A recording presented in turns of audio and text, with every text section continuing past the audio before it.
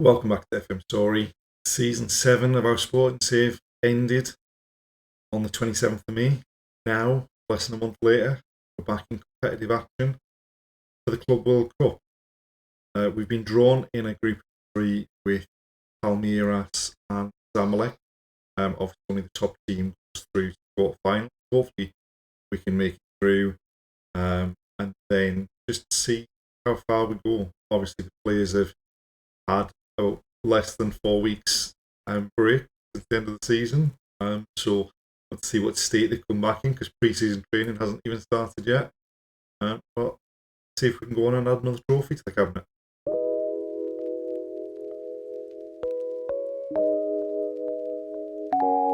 The first game of the group was the game against Palmeiras, and we did not play very well at all. I mean, as you can sort of see, we played pretty much a full strength starting lineup. The only change was Tanguy Nyanzi, who was injured, so Coppola started at the back. So we didn't get off to the best of starts with this red card for Goncalo Esta as a really stupid challenge in a dangerous position. We did manage to take the lead. Arda Güler took the ball down on the touchline. It came back to Ruol, who slid the ball back into Arda Güler, who got there before the keeper and just slotted it home. Other than that, not really an awful lot happened in this game. Then going into the second game against Zamalek, they had won against Palmeiras in the game that they played. They'd won 1-0 as well with a 90th minute penalty. So going into the game, we were exactly level with Zamalek. So obviously it was going to be winner takes all as far as to see who goes through to the quarterfinal. We did make a couple of changes to the starting lineup. Alonso came in instead of Thiago Thomas. Coroas came in instead of Arda Güler. And Jack Arrowsmith came in for his debut instead of Dario Asugo.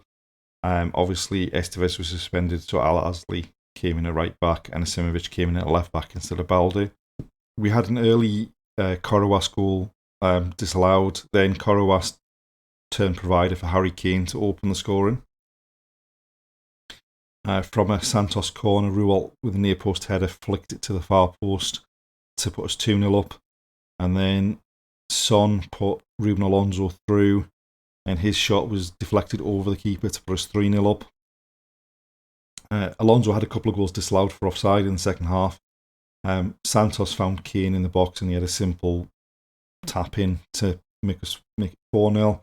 And then Son played in Coroas, who pulled it back to allow Alonso to slot home to put us 5-0 up and to take us through to the quarterfinal, where we were drawn against Real Madrid. We're going to the quarterfinal of the FIFA Club World Cup, the MCG against Real Madrid, with what was mostly our best team last season. Tanguy Nyanzi is still not fully fit, not fit enough to start. He can play some of the second half. So Coppola's playing alongside Ruol in the centre of defence. I'd argue whether Thiago Thomas or Alonso or Coroas deserve to put up front. We obviously beat Real Madrid in the Champions League final the season before this last one. So hopefully we can come away with the same result. If we do, we're playing Arsenal, I believe, in the semi-final, who knocked out the Champions League semi-final this season. So a chance for a bit of revenge. But obviously our pre-season training doesn't actually start until tomorrow. So we'll see how well the players do to get through this game. Balde, Son, Sugo. If we're going to clear, Rodrigo looks to Vinicius Jr. Back to Rodrigo, Valverde, Hendrick, Vinicius Jr. And that is the worst possible start that we could have hoped for.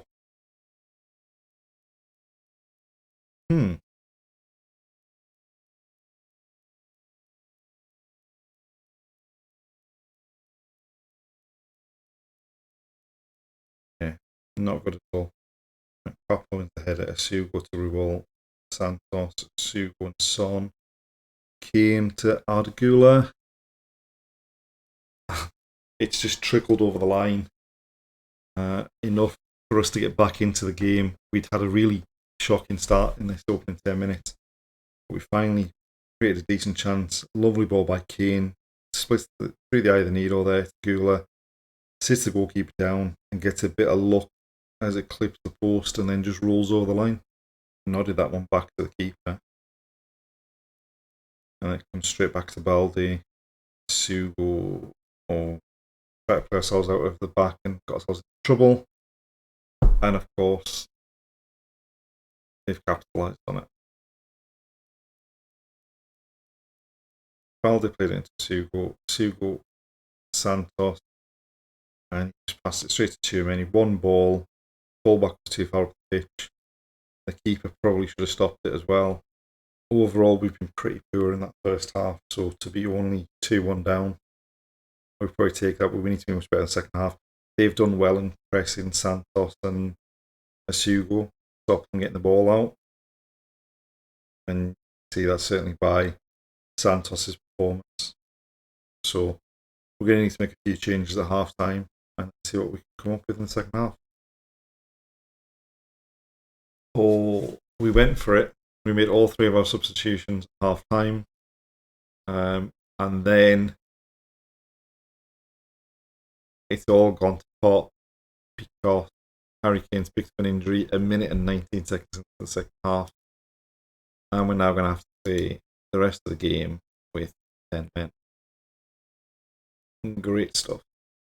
Right, Simovic bringing it forward. Asugo looking for Korowas. Lacking bodies on the pitch now. And they're just going to be able to pass it through us with us having 10 men. Sugo, Korowas, was he onside? No. I think he's going to be the answer to that one.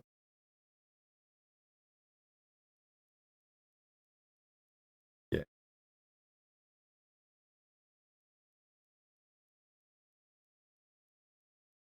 A lot tighter than it actually looked. He was offside. Sugo to Coppola. Rewalt brings forward and just gives it away. Passes it. Could have passed it to Gula, could have passed it to Estevez, passes it straight to their left back. Now they break. They're into the box.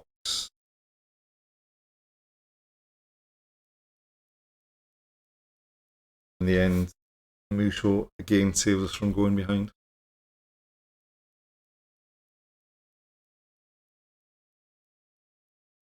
But only temporarily.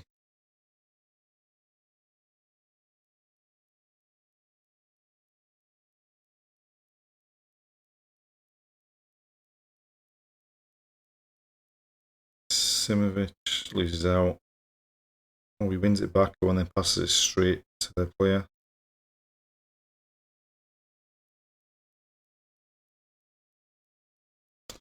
I don't think that one was offside. But it was.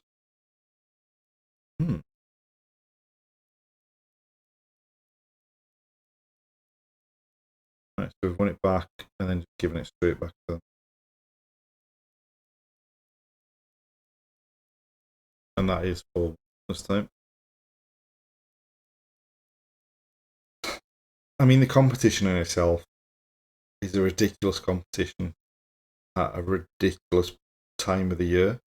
Like I say, our pre-season training doesn't start till tomorrow.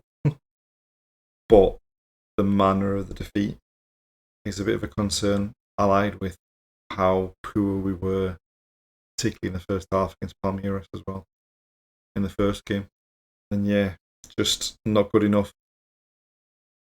Probably shouldn't have made the 3 substitutions at half time, but we were well out of the game anyway at that point on the balance of play. And you have to say Real Madrid deserved now to actually do some pre-season training, and hopefully next season will be better than this little tournament's been.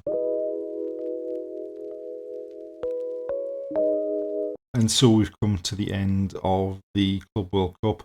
PSG beat Napoli on penalties in one semi-final. Arsenal beat Real Madrid after they'd beaten us in the other semi-final. Real Madrid then comfortably won against Napoli in the third place playoff. And Arsenal won in the final against PSG. Now, considering Erling Haaland could have only played 3 matches maximum, to have top scored with 10 goals is quite an impressive feat. Obviously, I don't know who they had in their group.